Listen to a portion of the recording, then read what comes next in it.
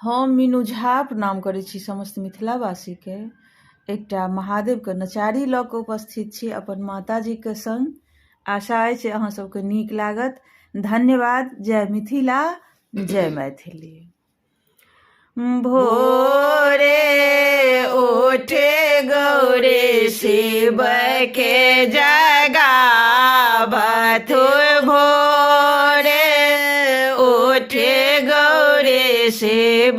के जगावत, करो शिव दुई बीघा खेत है, करो शिव दुई बीघा खेत यो,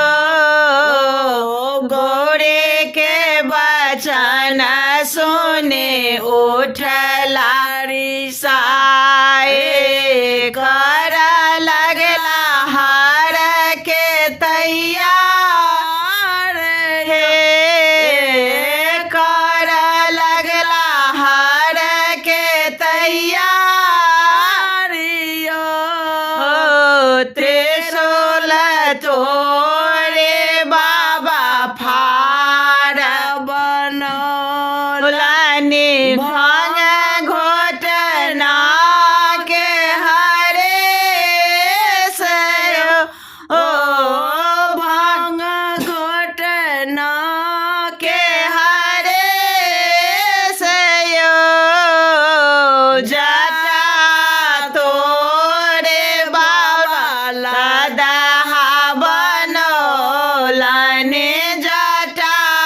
तोरे बाबा लदहा बनौलनि,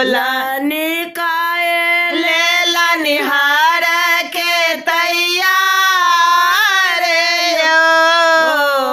काए लेलनि हार के तैयार यो,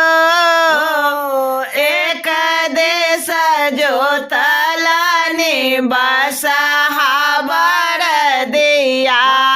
एक देश जोतलनि बसहा बरदिया, दोसर देश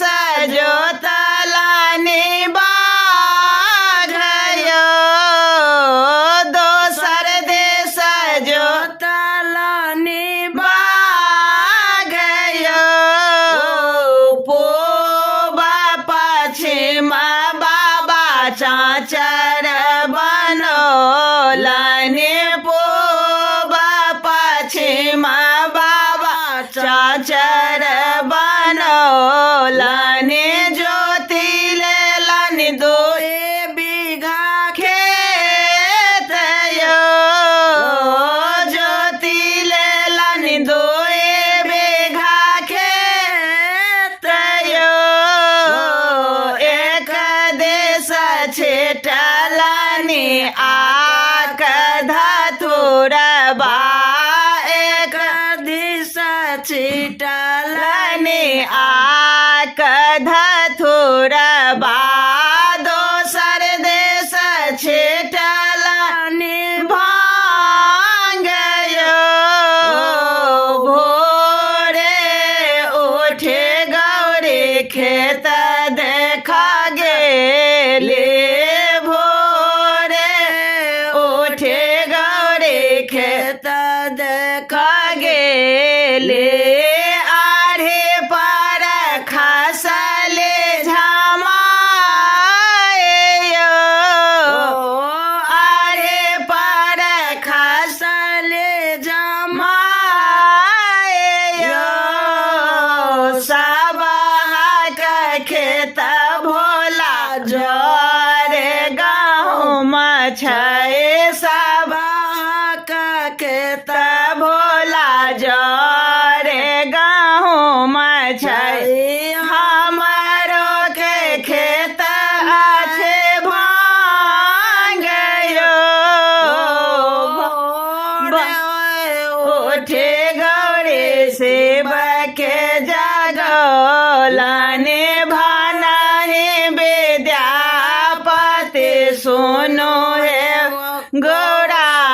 दाए विद्यापति सुनो हे